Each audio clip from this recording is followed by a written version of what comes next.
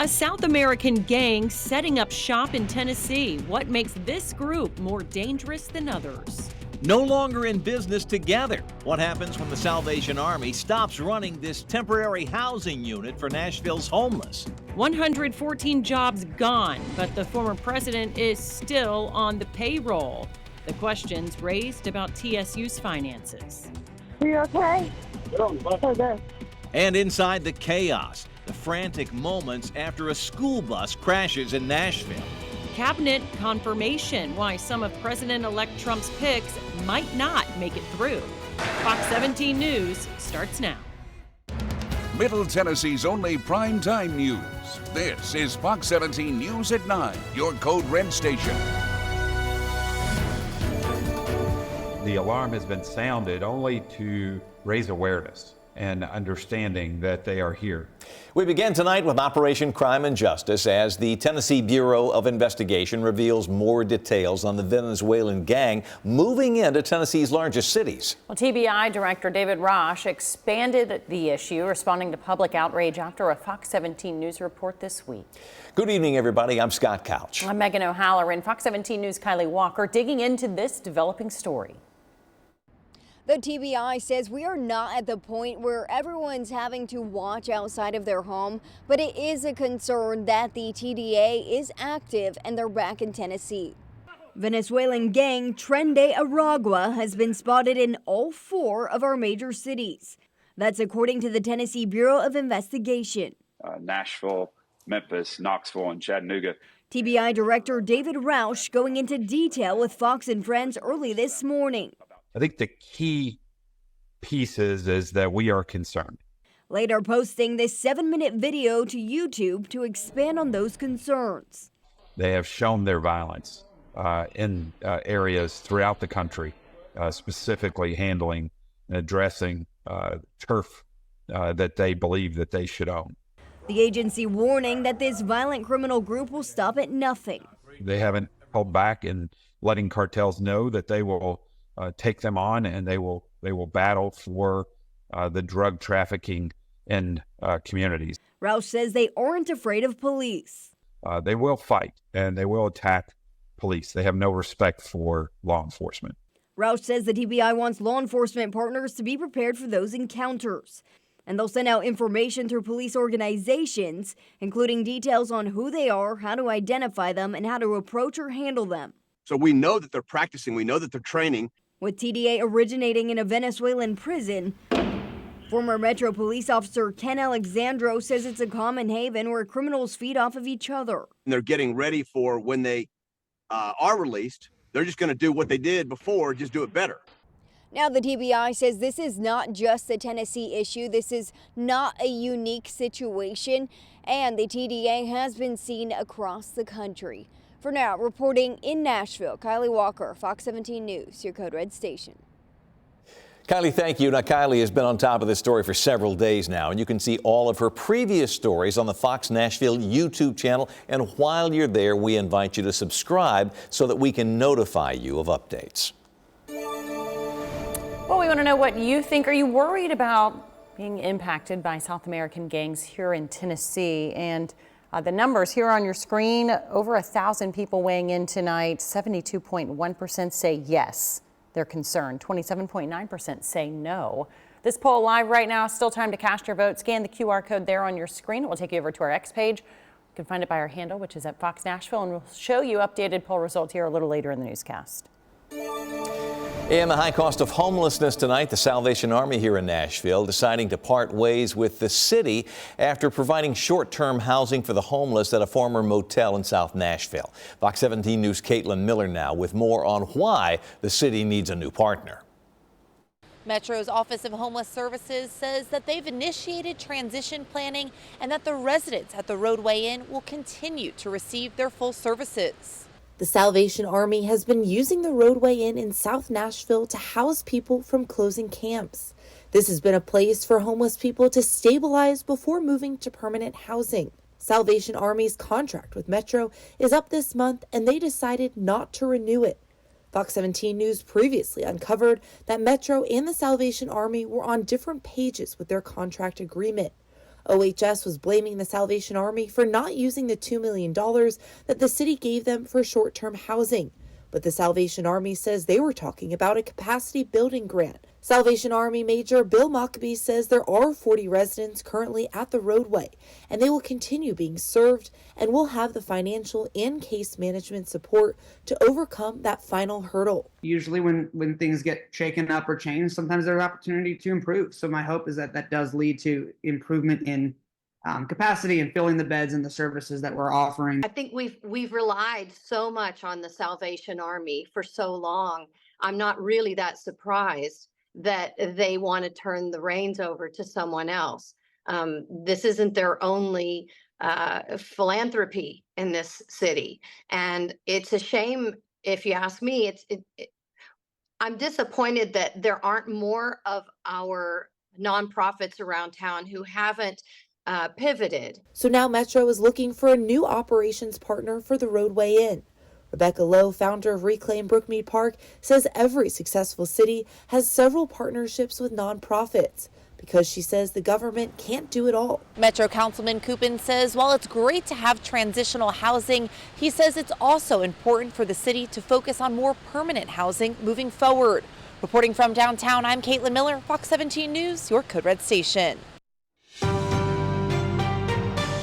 In crisis in the classroom, a 16-year-old Pearl Cone student here in Nashville charged with making a threat against his school. Metro Police were called after the principal was alerted to an Instagram post last night threatening to commit a mass shooting. Metro Police arrested the student when he arrived for classes this morning, and they say he confessed to the posting.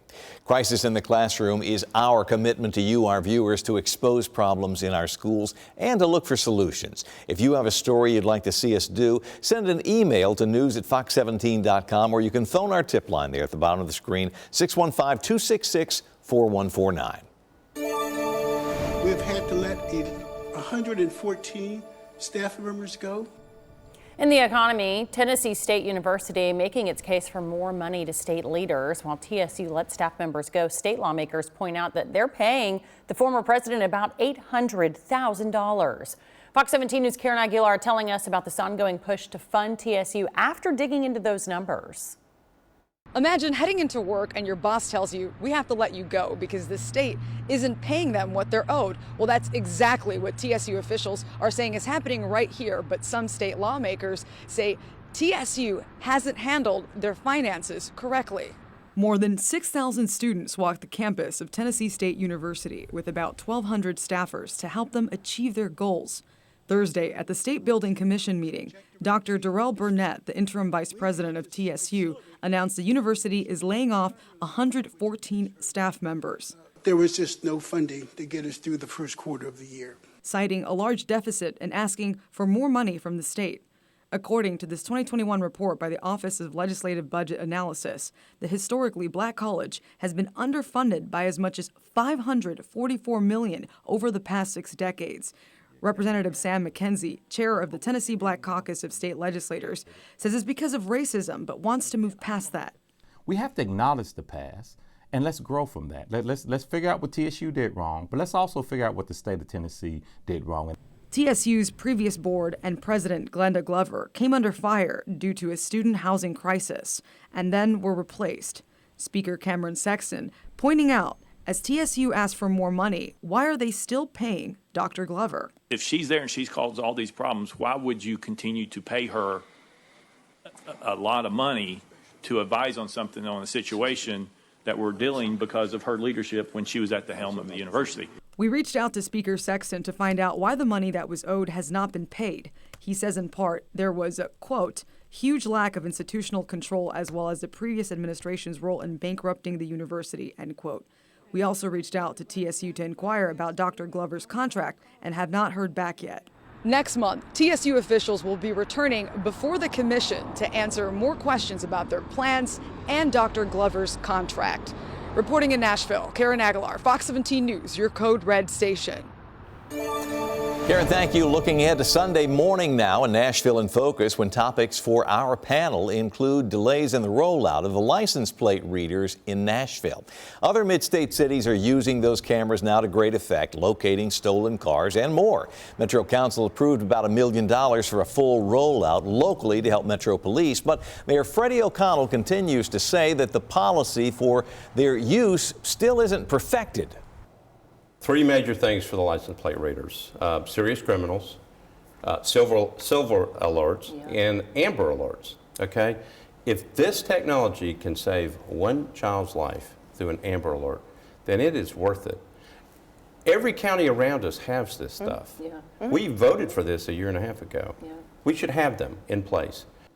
Now, other topics on Sunday include whether Tennessee can afford to fund school vouchers this next year, the Tennessean chosen to be a member of the Trump cabinet as a secretary, and the other GOP leaders from Tennessee who have not been asked. That's Sunday morning at 6:30 on Nashville in Focus. All right, certainly a chill in the air heading into the weekend. Yeah, a little bit on the cool side right now, and it's still cloudy out there, but the weekend is looking good heading into Saturday and Sunday. Why are we still here? I know, right? Or I should say today is looking good. I know, it's already tomorrow. Yeah, right? Right. Yeah. Happy Saturday, folks. I know, happy Saturday. We are looking ahead to Saturday afternoon with sunshine and mid-60s. Now keep in mind the average high for this time of year is usually in the low 60s, so we'll be above average for both Saturday and Sunday. We are tracking more rain as we head into next week, and we'll talk too about a big temperature swing. Still quite lively downtown on Broadway at midnight. We are looking at temperatures at 50, so yes, a bit chilly out there, and reporting clear skies. This low-level cloud deck is hanging around, but we're starting to see a few holes in the cloud cover, and that is a good sign because it means the clouds are starting to break apart here. So as we go into tomorrow, we'll see more of that sunshine return. 45 our temperature in Nashville, Murfreesboro around 41. Clarksville right around 43 degrees, and we will start from those mid-40s, climbing into the 50s and warming up from there with partly cloudy sky.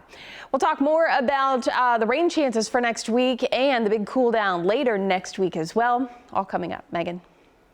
Well, chaotic moments after a school bus crashes in Nashville, how technology played a role alerting first responders. And jobs on the line, the changes coming for General Motors. It was just a major wreck, a school bus. New tonight, a Metro school bus driver recovering after a serious crash Wednesday during the morning pickup route. 3 students were on board and headed to Hillsboro High School, and police say the driver lost control and slammed into a retaining wall on Briley Parkway. And one of those first 911 calls came from AI technology.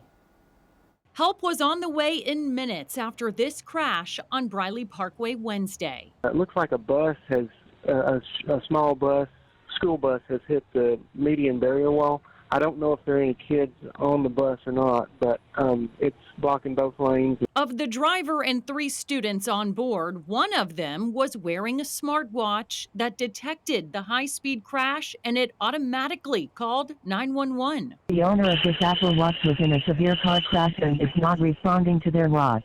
The emergency location is... This technology could be life-saving in more serious circumstances and rural areas, especially if those involved are incapacitated.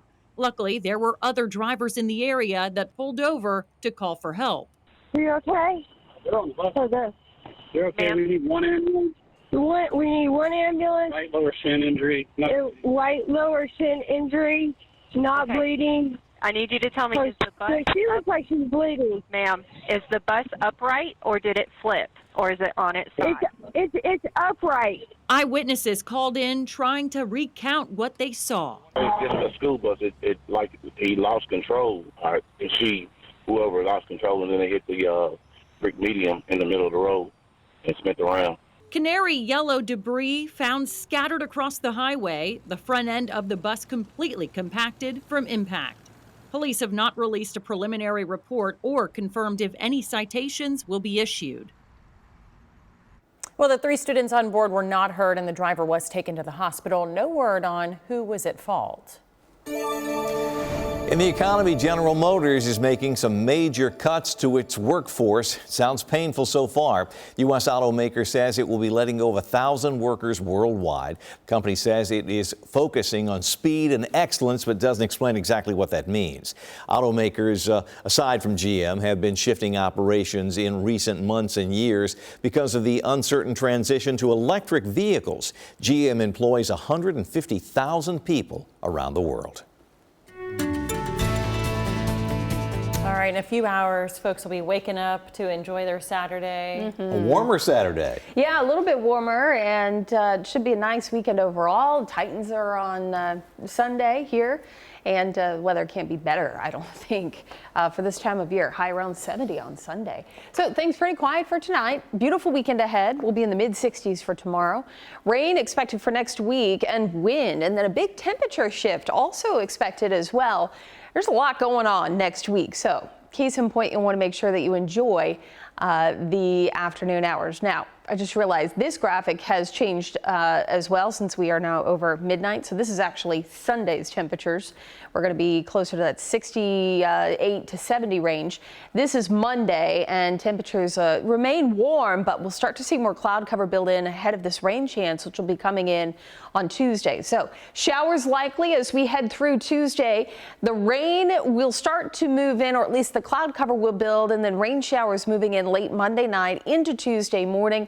In addition to that, it does look like we could find breezy conditions, winds 15 to 20 miles per hour, gusts as high as 35. So walking you through the next few days, we are looking at quiet conditions as we head through Saturday and Sunday. This is Sunday evening, and you can see that storm system we were talking about starting to take shape for us here. Rain won't arrive, though, until late Monday into Tuesday, and there it is as it pushes through very early Tuesday morning. We'll keep the chance for showers around and a couple of these gusty winds with us as well. As we get later in the week, looking more like Thursday and Friday, a sharp turn as far as temperatures go, dropping from the 70s to the 40s. So 40s and 50s possible for us with cold air for the overnight hours, close to the low 30s. Low to mid 30s likely area wide. We'll talk more about the probability that Nashville could end up seeing its first freeze. Finally, it's pretty late for it. We'll talk probability, and we'll talk more about what we can expect as far as rain goes for next week coming up. Some controversial cabinet picks could face uphill battles here on Capitol Hill. I'm Matt Gelka in Washington, and I'll have the story coming up. Plus, an accused killer with a past, what we have learned about the man accused of stabbing a woman to death at a WeGo bus stop. Preparing for a shift of power, I'm Jennifer Waddell from Fox 17 News this morning. We're tracking the latest developments from our nation's capital, including the newest picks for President-elect Trump's cabinet. And we'll have that for you bright and early starting at 4 a.m. Monday on Fox 17 News this morning. New tonight, Metro Police identifying the woman stabbed and killed by a man at a WeGo bus stop this morning. Metro Police say 38-year-old Jamisha Jackson was from Nashville. Investigators say security video showed Jackson and the suspect, 42-year-old Roy Gardner, sitting next to each other at the bus stop. When the bus approaches, police say Gardner started stabbing the woman. Gardner has arrest histories in Florida, Georgia, and Alabama. Bystanders held Gardner until police arrived. Covering the Capitol tonight, some Republican lawmakers are concerned President-elect Trump's cabinet picks won't make it through the Senate confirmation process. Now this, as we learned, Mr. Trump named longtime aide and media personality Carolyn Levitt as his White House press secretary. Fox 17 News' Matt Galka breaks down Mr. Trump's picks.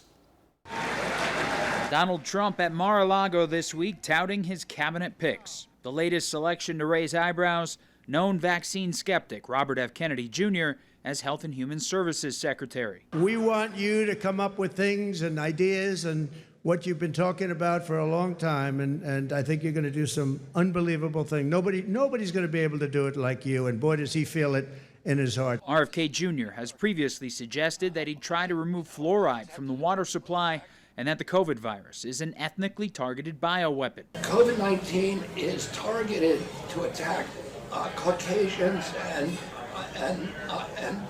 black people. The people who are most immune are Ashkenazi Jews and Chinese. The pick has divided Republicans and Democratic senators, along with some in the health community. Republican Tommy Tuberville calling it an absolutely brilliant pick by President Trump, and Democrat Ed Markey saying he's dangerous, unqualified, unserious. Trump's other controversial pick, former Congressman Matt Gaetz, is reportedly making calls to improve his confirmation chances in the Senate. Some Senate Republicans want a House ethics investigation into allegations of a sexual relationship between Gaetz and a then 17-year-old girl to be made available to them as they go through the nomination process. House Speaker Mike Johnson says it shouldn't be released, adding it would be a terrible precedent. Incoming Senate Republican leader John Thune looks to already be in a tight spot balancing Trump's picks with his conference's votes. I just know that the nomination isn't formalized yet, but when it is, we'll process it in the way we typically do and provide our advise and consent role.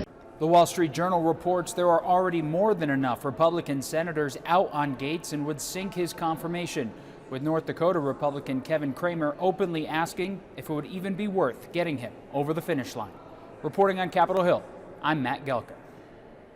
Donald Trump wants to make massive cuts to government spending. I'm Kayla Gaskins on Capitol Hill with what could be on the chopping block. And slowing down the Vikings, what area the Titans defense needs to step up ahead of the big game? In politics, President-elect Donald Trump's plans for the newly named Department of Government Efficiency are taking shape. Fox 17 News' Kayla Gaskins has the details. And by the way, you can let us know what you think about the issue by scanning the QR code that will appear on your screen during this story. Donald Trump wants to make the government leaner and more efficient, handing the task to Tesla CEO Elon Musk and former Republican presidential candidate Vivek Ramaswamy. They're working on efficiency, among other things, and they're going to be saving a lot of money and making our country stronger and better. They'll co-lead the new Department of Government Efficiency, DOGE for short. I don't know if you've gotten to know Elon yet, but he doesn't bring a chisel, he brings a chainsaw, and we're going to be taking it to that bureaucracy. It's going to be a lot of fun. For fiscal year 2024, the federal budget totaled $6.75 trillion. Elon Musk wants to slash that by $2 trillion. Elon Musk, Elon. In 2024, the highest spending buckets were Social Security at $1.46 trillion, $912 billion spent on health, and $874 billion on Medicare. Musk hasn't given specific plans, but says everyone would be getting a haircut. Ramaswamy, on the other hand, has called for eliminating 75% of the federal workforce. That amounts to 2.3 million civilian employees. He's also called for getting rid of the Department of Education and the FBI. We spoke with Steve Moore, who served as an economic advisor to the Trump campaign. This is so needed because everyone knows there's hundreds of billions of dollars of waste in our government. Musk and Ramaswamy announcing they've begun hiring for DOGE. They're looking for super high IQ revolutionaries willing to work 80+ hours a week. A catch is these positions will reportedly not be paid. The real challenge will be for Donald Trump to get his people who are running these agencies to actually go in and make the cuts and to get Congress to go along with it as well. Musk and Ramaswamy will not have the power to make direct spending cuts or regulatory changes. They'll instead make recommendations to the White House by July 4th of 2026, recommendations that Congress does not have to follow. On Capitol Hill, I'm Kayla Gaskins. During that story, we had the QR code linked up to this poll asking the question tonight: do you support Donald Trump's proposal to create a Department of Government Efficiency? The results here on your screen. Wow, and an overwhelming majority here, 1,126 people voting. 89.1% say yes, they agree with the new Department of Government Efficiency. 10.9% say no.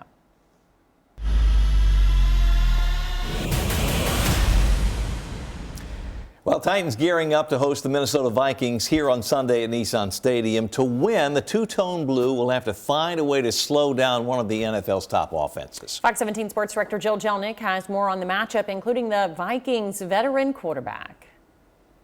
Tennessee Titans about to start a brutal 3-game stretch this month, and it all starts with the 7-2 Minnesota Vikings on Sunday. At the beginning of the season, not very many people believed that the Vikings would be fighting for the top spot in the NFC North. And that's because their starting quarterback, J.J. McCarthy, suffered a season-ending injury right before the Vikings' first game. But since then, veteran quarterback Sam Darnold has led the charge and not only has started every game for Minnesota, but has also led one of the more potent offenses in this league.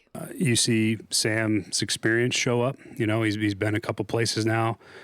He's learned some different systems, and I think you see him being able to put some of that into practice with their current system. They got good players to throw it to, which also helps, and they got a good football team in general, which a lot of quarterbacks, when you place into a good team, you know, there's opportunities to excel, and I think that Sam's done a really nice job. One of the biggest areas the Titans need to clean up is their red zone defense. Last season, Tennessee had the #1 red zone defense in the league, but this year they rank in the bottom third and are allowing opponents to score 64% of the time. We got to nose up. We got to be more aggressive, play with better eyes, and be more disciplined. And that's what it comes down to in the red zone. Great eyes and great discipline. And, you know, guys got to be willing to want to make a stop, you know, and lead these guys to field goals and not let somebody get in the end zone. We got to take pride in that, not letting nobody score on us and things like that. One of our keys this week going into this game, that's one of the keys that Denard presented to us as a defense. When they get down there, we got to make them kick field goals. I mean, at the end of the day, it's not really more to say on that, because at the end of the day, that's what it is. You know, we may give up a play, just like last week, may give up a play, penalty to keep drives going, want to eliminate them things, but they get down there, we just got to make them kick field goals. The Titans game against the Vikings Sunday is also the Salute to Service Day for Tennessee. It's a 12 p.m. kickoff at Nissan Stadium, and I'll have everything you need to know on Fox 17 News at 9 that night. Reporting from the Titans practice facility, Jill Jelnick, Fox 17 Sports, your Code Red station. Looking ahead to this weekend, tomorrow we have a college football tripleheader. Your day kicks off with Utah taking on Colorado. That game's at 11, followed by Nebraska and USC at 3. Then in primetime, Cincinnati taking on Iowa State at 7. And then on Sunday, of course, it's back to the NFL, and we've got a great game for you in the afternoon. Atlanta taking on Denver. That is a 3 o'clock kickoff here on Fox 17.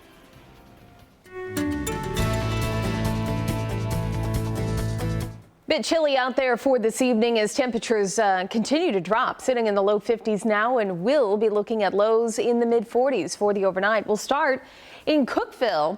Nice quiet evening here, and then we head toward Metro Center.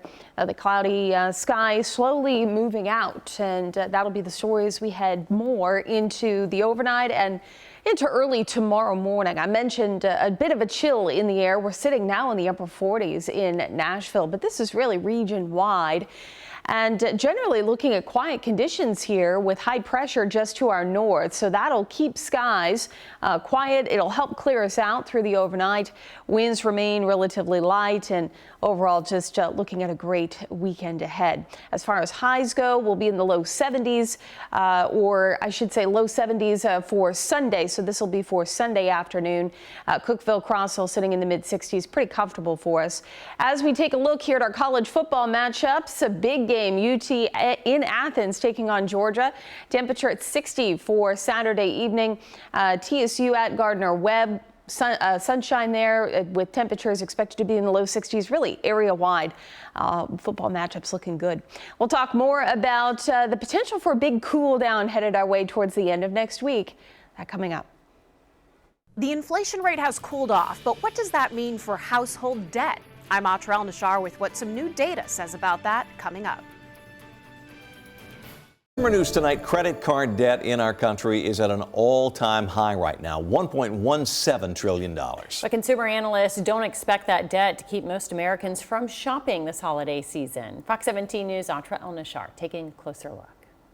This holiday season, American consumers will once again prove they know how to spend. The average consumer is expected to spend about $900 on gifts, decorations, and other seasonal items, according to the National Retail Federation, an all-time record. Retailers are already feeling the love. Census data out Friday shows spending in October was up 2.8% over the past year. I would say that most people are doing pretty well. They don't always feel that way, understandably so. Prices have gone up 20% over the past 3 years, and wages have only gone up 17%. For many, that's where credit cards come in. According to the New York Federal Reserve, Americans now owe $1.17 trillion in credit card debt.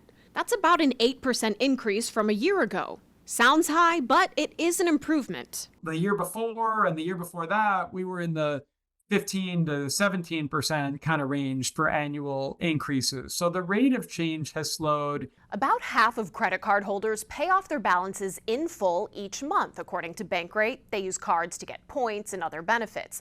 But for those who don't and are racking up debt, interest rates can make it a tough hole to dig out of. We think about the average credit card balance, which is up to $6,400 now. If you make minimum payments at that average interest rate around 20%, you're in debt for 18 years and you end up paying $9,400 in interest. The Fed is steadily cutting rates as inflation gets closer to their 2% target. But this week, 2 new readings on consumer and wholesale inflation showed slight increases. Members of the Fed weighing in on an uncertain future ahead of their next meeting in mid-December. I certainly wouldn't take another ease in December off the table, but again, we're not on a preset path. Ultimately, we're going to get back down to 2% inflation. It may take a year or two to get all the way there. The American consumer has proved resilient through it all. Frustrated, but resilient as they head into another holiday shopping season. In Washington, I'm Atrell Nashar reporting. Coming up, cold air moving in next week, but what are the chances that Nashville could see, finally, its first fall freeze? 3 former Memphis police officers heading to trial, the charges they face in the death of Tyree Nichols. And measles cases on the rise in our country, what health experts blame for the surge. In Operation Crime and Justice, 3 former Memphis police officers charged with the murder and the beating of Tyree Nichols will go on trial next April. A judge decided on the date today. All 3 men have pleaded not guilty to second-degree murder. Security video shows Nichols being punched, kicked, and hit with a police baton after taking off from a traffic stop in 2023. All 3 were found guilty last month of federal witness tampering charges. They'll be back in court the Monday before Thanksgiving. In health news, infectious disease experts say a decline in vaccination rates is causing measles cases to rise across the U.S. Public health leaders say that millions of children failed to receive their shots last year, and records show that more than 10 million people got measles as a result. That is a 20% increase since 2022. People who are potentially exposed to measles can develop symptoms up to 21 days afterwards. So it's really hard to say when we're in the midst of the outbreak when it could end or if we're close to the end. Now, symptoms of this virus include a high fever and rash. The Centers for Disease Control says children are at a higher risk for having serious complications. Earlier in the newscast, we told you about our X poll asking the question, are you worried about being impacted by South American gangs in Tennessee? 1,139 people weighing in tonight. 71.9% of respondents say yes. 28.1% say no. We'll try to get another update on these numbers for you in, if we have time, a little later in the newscast tonight. Coming up this week on Full Measure. As the U.S. has been inundated with a record number of illegal immigrants, the unaccompanied children crisis has also spiked. This week, we speak with a whistleblower claiming that the government is helping to unwittingly traffic kids into the hands of gangs and criminals here in the U.S. During the height of the COVID pandemic, the government used the heavy hand of censorship to silence journalists and critics of COVID policy. We speak with Del Bigtree, who had the audacity to question vaccine safety in his documentary Vaxxed. And you might not have heard much about it, but America is in the middle of a once-in-a-generation effort to upgrade our nuclear weapons. We take a look at the plight of downwinders still impacted by nuclear testing. All this week on Full Measure. And you can see more of Cheryl Atkinson's reporting on Full Measure Sunday morning at 7:30 right here on Fox 17. All right, let's talk about the weather for the weekend, which we are now in. I'm kind of looking forward to maybe washing a car. It sounds like it might last for a day or two. Yeah, you'll get at least, I would say, through Monday. Although Monday's looking cloudy, and that'll be ahead of the next rain chance coming in on Tuesday. But yeah, not too bad. I've been waiting. Things looking very lively again downtown on Broadway this evening. And believe it or not, actually, Friday, I should say, was the full moon. So still appearing full at this time. But unfortunately, with the cloud cover around, it may be difficult to spot. I have seen some peaks of the moon through the cloud cover as it breaks apart this evening here. But nonetheless, it is the fourth of 4 consecutive supermoons. And again, this is the full beaver moon of November. But mostly cloudy skies tonight, making viewing a bit hard.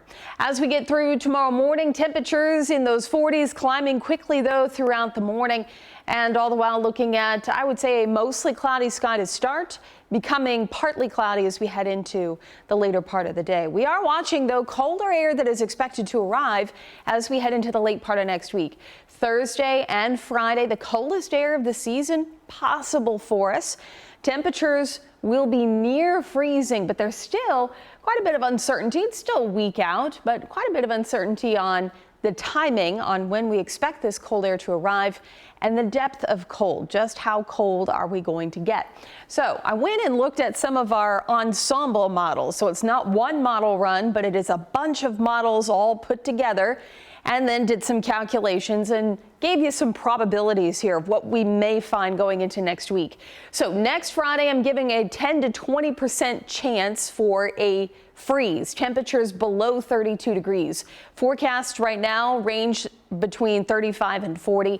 You notice that that chance gets a little better as we head towards Sunday. So a week from Sunday, forecast lows right around freezing, 33 to 38 right now, and that we'll say a 30 to 40% chance of the potential of seeing temperatures at or below 32, which would bring us our first fall freeze of the season. Now, this is quite late. We're actually knocking on record territory here. The 27th is the record for the latest first fall freeze. We're getting close to it, so it'll be interesting to see. The first chance we'll have to see temperatures as cold as freezing will be a week from today, so we'll be watching it closely. And by the way, the average first freeze typically around November 1st, and we're well past that. As we get into next week, we are going to be looking at showers and a few thunderstorms around. We are looking at warmer conditions for Sunday. And then as we head into Monday, looking at rain late. So mostly cloudy skies, showers arriving for Tuesday and Wednesday. Notice much cooler going into Thursday, Friday, and Saturday with those temperatures. Again, afternoon highs in the upper 40s and overnight lows in those mid 30s. Weather Window, presented by the National Weather Desk. Early morning steam fog rises off an Illinois pond as 2 horses watch from a frost-covered field. Sunrise was extra colorful in Rhode Island thanks to the high cirrus clouds. It was just as beautiful at North Carolina's Sunset Beach with a shrimp boat framed in front of the sun.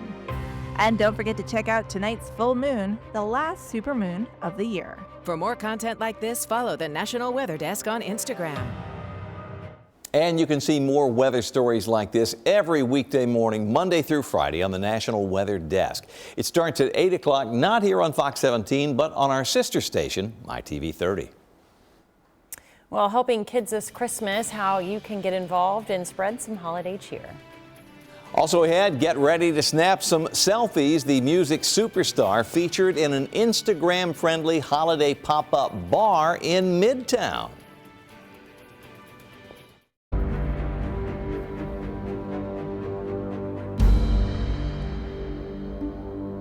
Well, looking ahead to Monday on Fox 17 News at 9, a mom and pop business that fought Tennessee's Alcoholic Beverage Commission and won continues to face fallout.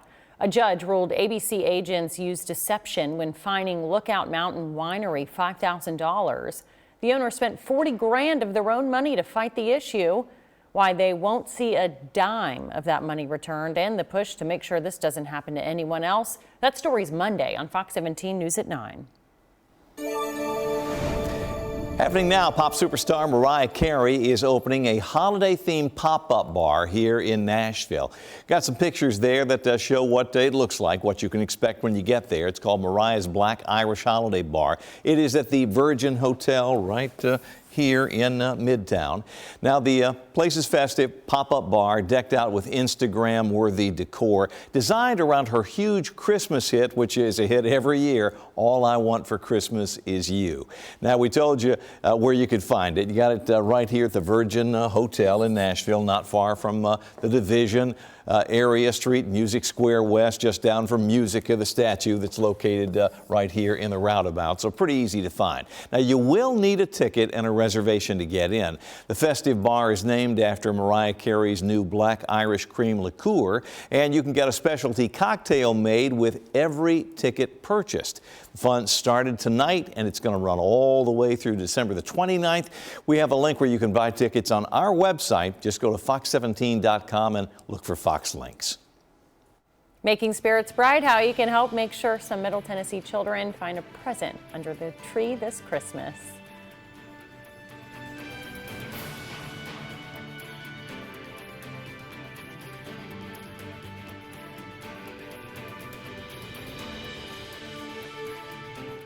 In your community, Brentwood Fire and Rescue is helping to make Christmas a little brighter for some mid-state kids. Well, they're collecting new unwrapped toys for the Marine Corps' Toys for Tots program, and you can help. You can drop off donations from 8 a.m. to 5 p.m.